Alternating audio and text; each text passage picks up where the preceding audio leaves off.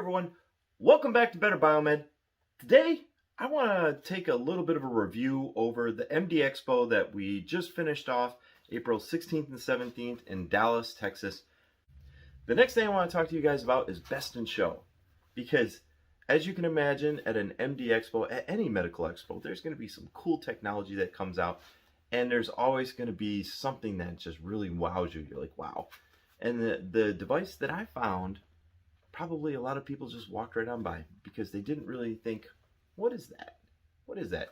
You know, I understand that this is the first time that this product had ever been to a show, as far as I know. And, you know, as the developer of this product gets more renowned, more money, more backing, I'm sure that this is going to be absolutely fantastic. And what I'm talking about is the Smart Tank, and it's made by Whitting Innovation. I'll leave the link down below. I actually had to search to try and find the product online because all these other major medical manufacturers had all their products, which is not even close to what I was searching for. And the Smart Tank is it's a capnography simulator and tester. Okay, so it's not just a simulator, it's also a tester. And I'm going to leave a video following this that's going to show you a lot about what it can do.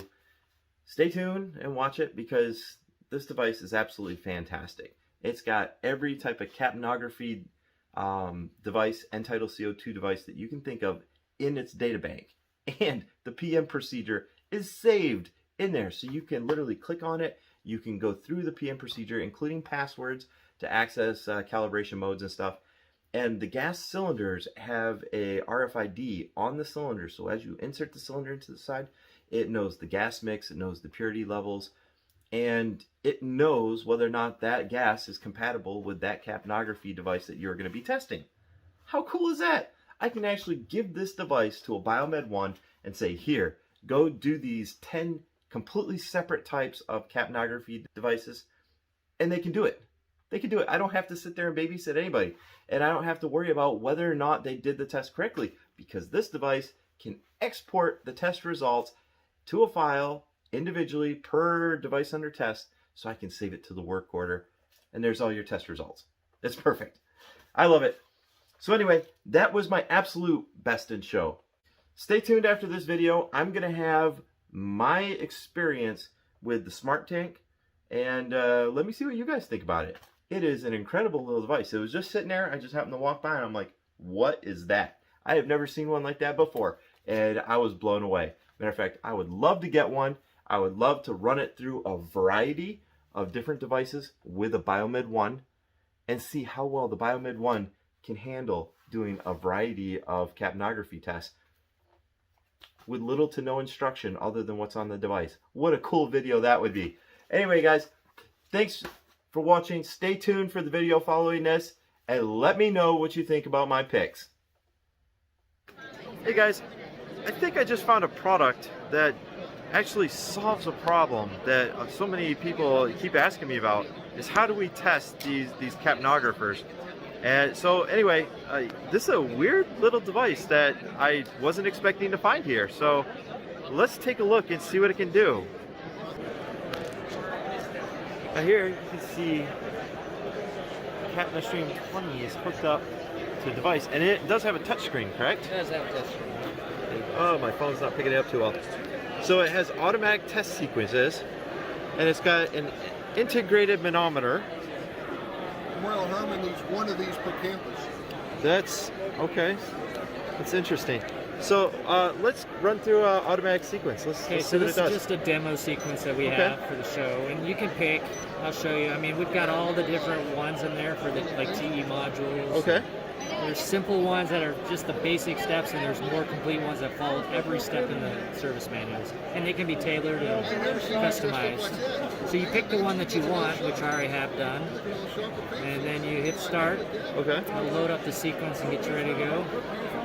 You can record the asset ID for the device. Okay. Because it does create test reports. So in the end, there's a test report. You can put. Does that connect to a printer or does it USB? USB. Okay. USB. Then you get started. Okay. There's a little disclaimer. There's all sorts of information screens that you can put in there, so you don't have to get the user manual out to remember how to navigate or what the passwords are or anything like that. Things like you can check, this one here is just an example of checking the O-rings on the water trap. Or did you replace them? That's a service step that you may or may not do in your shop. And if you don't want it, we can take that step right out. But if you want it, then it's here, and you can say, I checked the O-rings, it's good, the fan is running. Now it's going to ask you to check the barometric pressure on the device, so you'd hit next. And on the device, which this is just an example, you would look up what it thinks the barometric pressure is. Okay, right. And over here it tells you what it should be, and you would enter it in and say, okay, mine's reading 741. So that zeroes it out? No, so that would just say you passed. Okay, But I there would gotcha. be branching logic. So if your device is you could calibrate it. It would then, if you failed it, it would say, okay, well now you need to go through these steps to calibrate it. If it was serviceable. If it's not, then it just fails. And all that's going to be like built in? Yeah, it's all built in. And we can customize it to anything anybody wants. So I see it's also battery powered. It is battery powered. It'll last all day. Okay. Right now I have it plugged in, but it's battery powered. So I could take that exported log file and just upload it to my work order and close it. Okay. So then things like the sample flow rate test right here. Okay. It will go ahead and test the sample flow rate. It's all connected. You just have the sample line connected, and then we hook the exhaust line up. Okay. And in about 10-15 seconds, it will test the flow rate and for leaks all at one time. Okay. So you'll see this one passed. Its flow rate's 56.4 milliliters per minute, which is in spec, and there was no leak. And so that's done. And Well, that these definitely are simplifies customizable, it. but it's all set in a sequence. So if you just pull up the sequence, it sets them all for you. Okay. And then I'm going to skip the next one. There's actually a leak down test, which I can't do on this monitor right this second. Okay. But it'd be a typical leak down where you pressurize it, hold it for 30 seconds or a minute, and then let it leak down and see if it drops pressure. This screen lets you turn on the calibration gas. So if you watch over there, I'm going to turn this on. You'll see the gas actually turns on. There it goes. Starts feeding the gas. And we actually minimize the gas use, because this stuff's expensive. Yes, it is. So we actually measure the extra amount of gas it's letting out, and we throttle it to just enough for that gas monitor, whatever that would be. So it uses the bare minimum amount of gas. And so here, depending on the test, you would see, usually you'd be on a different screen where you're checking the calibration, and then you say, yeah, it's within spec, it passes, and then it moves on to the next test. And then you can do alarm detection and patient simulation. So let me go back. Now I've seen that it's So here it is simulating patient breath. There we go. That's what I wanted to see. So this is the one thing that nobody simulates. Yeah, so we do that. Okay. And so we're doing this as part of an apnea test. And so to get an apnea alarm, you have to have a stable wave first, and then you turn the wave off, and then you wait for your apnea alarm to show up. And so it will tell after 30 seconds, it will say no breath, they've stopped breathing, and then test the alarm. I can say, yeah, it passed, I'm not going to wait. And then the last one in this demo sequence is it does an occlusion alarm, and it actually, you'll see it thinks it's blocked now. It says it's clear and filter. Yeah. And if you wait long enough on this monitor, it'll actually say occlusion alarm. Right. We've got at least 50 And then when you're done, X-ray TV. it'll tell you the overall results. I passed all the tests. In this case, I passed all my tests. Okay. And then it'll generate a test report, and this is what's in the test report. It tells you the date, time, the gas you used, who did the test, which device you tested, all the information about. So that's exactly how it appears This on is the what it log appears on file. the log file. Okay. And you can download it for any USB-based device. So that would be like your smartphone. You could hook a USB up, pull it off. There, it's on this side right here. Okay. USB right So the cylinder just screws into the side. That's very, very clean. here. USB and the power. But yeah, you can hook it up. It's just a mass storage device, like a thumb drive.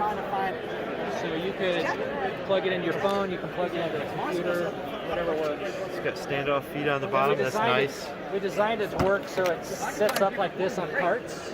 Because a lot of people have carts they work on, and so you just, So I was checking the back to see if there's any fans or anything on the back, but I see We're actually what you getting rid guys. of these fans. We don't need them. They're Yeah. going away in the next revision of the sheet metal. So is this on the market right now? We are just launching it. Okay, interesting. So this is our first look. It is. Excellent. The Smart Tank, Smart tank. capnography simulator, should point and out- tester.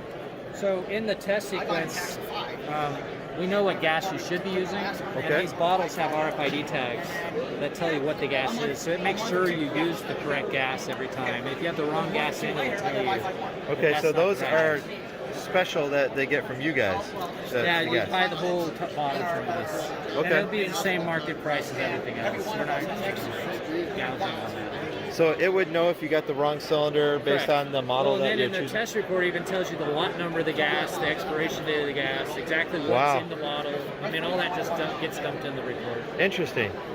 So have you guys done like a cost analysis of your gas versus another one? Because you guys say you minimize the It blow uses by. A lot less gas. Okay. I haven't put numbers to it, but you know, when you open a regulator up and put it into the little bag pouch, you know, and because you have to get it down to room pressure. So I don't know if you've ever done it. Yeah, of course. Okay. Yeah. You just have that open. You might be pushing 200 milliliters out. It's usually cruising. Yeah. And this thing only uses 57 milliliters is what this one is. So we're probably using at most 60 milliliters. Okay. Which is what, a third of what you'd be using normally. Interesting. All right, guys. And then it does the test so quick, usually, that it's just fast at getting the results. You know? I was not expecting to run into something like this. That solves the problem of how do we test all these end-tidal CO2 devices that are everywhere at every bedside. So here we go. We have an actual simulator that you can throw on your cart with a gas that will self-recognize, and it adjusts its flow rates according to the device that's entered into the template. And you just export your log, you throw it in, attach it to your work order, and you're good. Interesting. All right, guys, thanks for watching.